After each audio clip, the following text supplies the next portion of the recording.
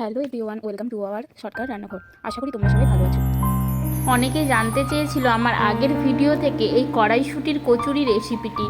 সেই রেসিপিটি আমি আবার আপলোড করলাম। তো বাবার এই জন্মদিনের সময় আমরা করেছিলাম কড়াইশুঁটির কচুরি আর আলুর দম। কড়াইশুঁটির কচুরির জন্য কিছু কড়াইশুঁটি নিয়ে নিলাম, তার সাথে কাঁচা লঙ্কা দিয়ে পেস্ট বানিয়ে নিলাম ভালো করে।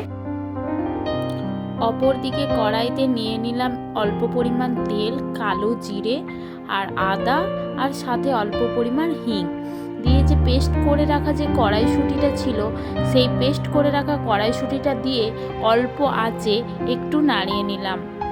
তার সাথে দিয়ে দিলাম হলুদ গুঁড়ো, জিরে গুঁড়ো, ধনা গুঁড়ো আর অল্প পরিমাণে স্বাদের জন্য চিনি আর নুন দিয়ে কিছুক্ষণ লো ফ্লেমে আর একটু কষিয়ে নিলাম। অপরদিকে একটি পাত্রে পরিমাণ মতো ময়দা নিয়ে তাতে অল্প পরিমাণে কালো জিরে, তেল, নুন আর স্বাদ মতো চিনি দিয়ে একটু ভালোভাবে মাখিয়ে নিলাম।